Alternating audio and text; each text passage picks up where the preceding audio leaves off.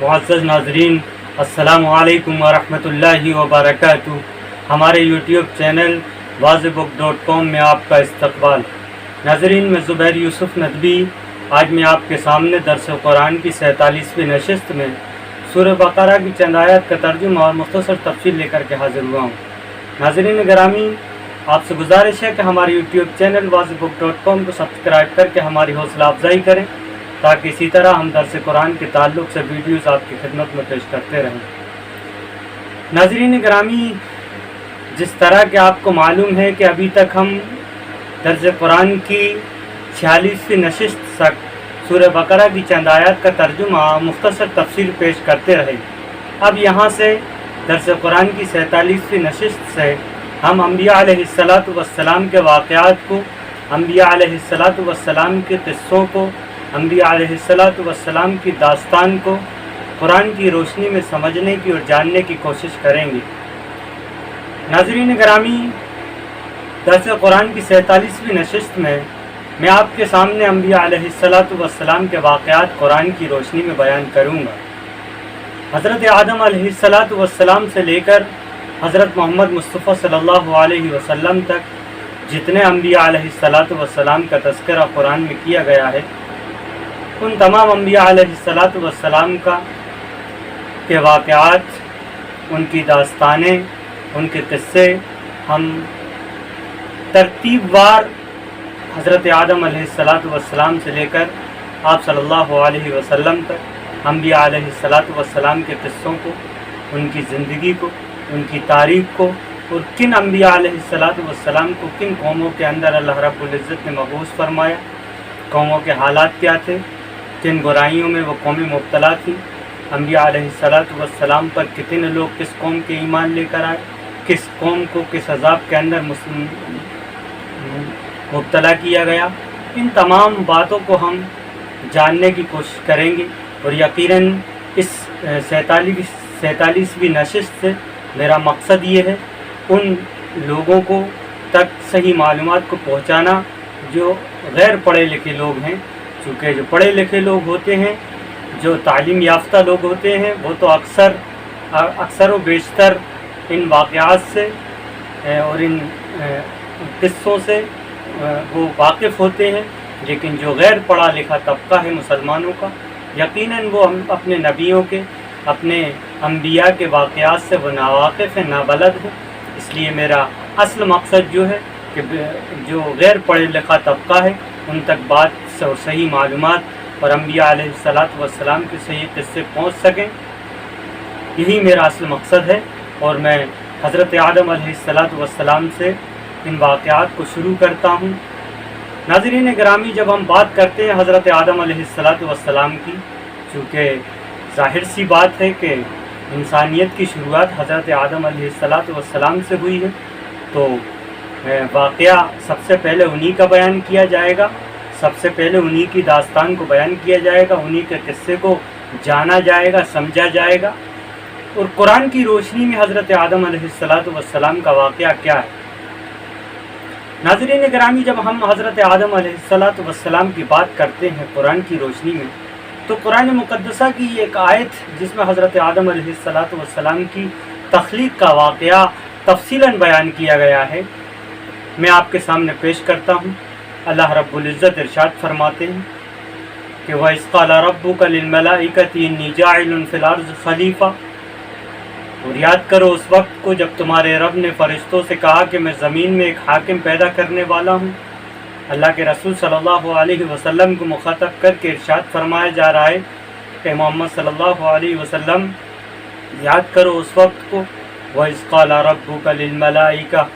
جب تمہارے رب نے فرشتوں سے کہا، انی جاعل، جب تمہارے رب نے فرشتوں سے فرمایا انی جاعل فی الارض خلیفہ، میں زمین میں ایک خلیفہ پیدا کرنے والا ہوں، میں زمین میں ایک حاکم پیدا کرنے والا ہوں، میں زمین میں ایک بادشاہ پیدا کرنے والا ہوں، میں زمین میں ایک حاکم بنانے والا ہوں۔ انی جاعل فی الارض خلیفہ، اور خلیفہ کا مطلب ہوتا ہے حاکم، بادشاہ، جانشین، اور ایسا شخص جو اللہ کے قانون کو، اللہ کے دستور کو، اللہ کی شریعت کو دنیا کے اندر نافذ کرے، اللہ کے قانون کو دنیا کے اندر نافذ کرے، تو اللہ رب العزت نے ارشاد فرمایا، فرشتوں سے ارشاد فرمایا، اللہ کے رسول کو مخاطب کر کے ارشاد فرمایا کہ محمد صلی اللہ علیہ وسلم یاد کرو اس وقت کو جب تمہارے رب نے فرشتوں سے کہا انی جاعل فی الارض خلیفہ، میں زمین میں ایک بادشاہ، ایک حاکم، ایک جانشین پیدا کرنے والا ہوں۔ تو یہ بادشاہ، یہ حاکم، یہ جانشین حضرت آدم علیہ السلام تھے۔ ناظرین گرامی، اللہ رب العزت نے فرشتوں کے سامنے جب یہ فرمایا کہ میں زمین میں ایک حاکم، ایک بادشاہ پیدا کرنے والا ہوں، تو انی جاعل فی الارض خلیفہ، جب اللہ نے فرشتوں کے سامنے یہ بات رکھی تو فرشتوں نے کہا قالوا اتجعل فیہا من یفسد فیہا ویسفک الدماء، فرشتوں نے اللہ رب العزت کی اس بات، جب اللہ نے فرشتوں کے سامنے یہ بات رکھی کہ میں ایک خلیفہ پیدا کرنے والا ہوں، ایک جانشین پیدا کرنے والا ہوں، ایک حاکم پیدا کرنے والا ہوں، تو فرشتوں نے اعتراض کیا۔ اور فرشتوں کا یہ اعتراض نعوذ باللہ اللہ کی بات پر یہ اعتراض نہیں تھا، بلکہ وہ تو صرف اس کی وجہ جاننا چاہتے تھے، اور اس کی اصل وہ یہ جاننا چاہتے تھے کہ اللہ رب العزت آپ کیوں ایک حاکم اور جانشین کو اور ایک ایسی مخلوق کو پیدا کرنے جا رہے ہیں کہ جو زمین میں کھائیں گے، پیئیں گے اور فساد پیدا کریں گے۔ انی جاعل فی الارض خلیفہ، قالوا، تو فرشتوں نے کہا اتجعل فیہا من یفسد فیہا، کہ آپ زمین میں بنانے جا رہے ہیں، ایک زمین میں پیدا کرنے جا رہے ہیں، اتجعل فیہا من یفسد فیہا، ایک ایسی مخلوق جو اس میں فساد پھیلائے گی، ویسفک الدماء، اور جو آپس میں خوریزی کرے گی۔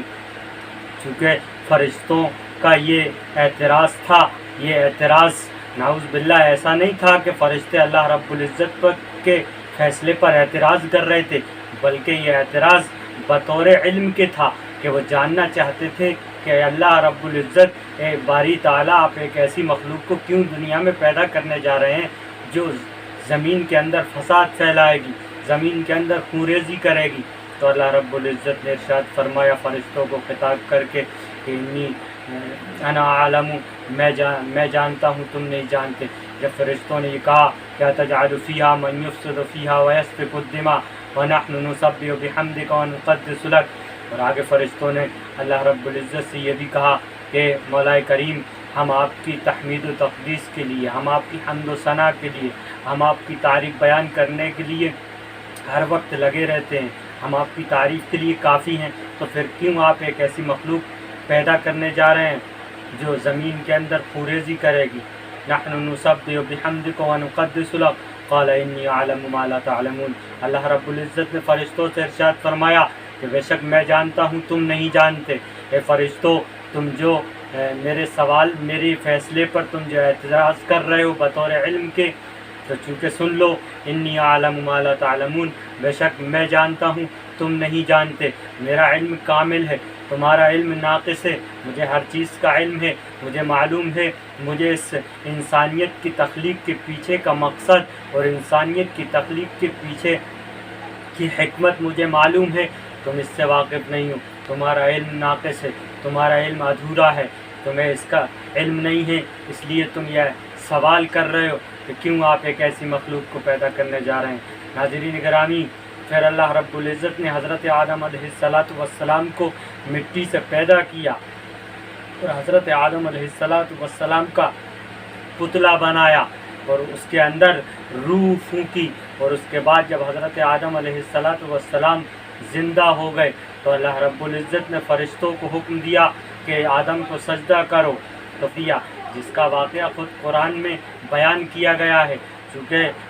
یہ پورا ایک واقعہ ہے تفصیلاً جس کو قرآن نے بیان کیا ہے کہ پہلے اللہ رب العزت نے حضرت آدم کو پیدا کیا اور پھر فرشتوں سے حضرت آدم کو سجدہ کرایا گیا، جس کو انشاءاللہ اگلی ویڈیو میں باقاعدہ بتلایا جائے گا، اور تقریباً 2-3 ایپیسوڈ اسی پر بنائے جائیں گے اور 2-3 ویڈیو اسی پر بنا کر میں آپ کے سامنے حضرت آدم علیہ السلام کی تخلیق اور ان کی تخلیق پر فرشتوں کا اعتراض اور پھر شیاطین کا سجدہ نہ کرنا اور پھر حضرت آدم علیہ السلام کو جنت میں بھیجنا اور پھر جنت میں کیا ہوا وہ تمام واقعات، اور پھر جنت سے کس طرح نکالا گیا اور ان کو دنیا میں کیسے بھیجا گیا، اور پھر دنیا میں بھیجنے کے بعد کس طرح ان کو اکٹھا کیا گیا، حضرت آدم کو اور حوا کو، اور حضرت حوا علیہ السلام کی تخلیق کس طرح ہوئی، یہ پورا واقعہ انشاءاللہ اگلی ویڈیو میں آپ کو اگلے ایپیسوڈ میں بتلاؤں گا۔ ناظرین گرامی، آپ سے گزارش ہے کہ آپ ہماری ویڈیو کو لائک کریں، شیئر کریں، اور ہمارے چینل wazbook.com کو سبسکرائب کر کے ہماری حوصلہ افزائی کریں، تاکہ اسی طرح ہم درس قرآن کے تعلق سے ویڈیوز آپ کی خدمت میں پیش کرتے رہیں۔ اور آپ سے مؤدبانہ گزارش ہے کہ آپ درس قرآن کی جو ویڈیو ہم سینڈ کرتے ہیں، جو آپ کے سامنے پیش کرتے ہیں، آپ ان ویڈیوز کو دیکھ کر تاریخی معلومات حاصل کریں۔ انشاءاللہ تفصیلاً آپ کے سامنے تمام انبیاء علیہ السلام کی تاریخ پر روشنی ڈالی جائے گی، اور قرآن کی روشنی میں تاریخ کو بیان، انبیاء کی تاریخ کو اور ان کے واقعات کو اور ان کے قصوں کو بیان کیا جائے گا۔ اللہ رب العزت مجھے بھی صحیح طریقے سے قرآن کو سمجھنے کی اور پڑھنے کی توفیق عطا فرمائے۔ وآخر دعوانا ان الحمدللہ رب العالمین۔ السلام علیکم ورحمۃ اللہ وبرکاتہ۔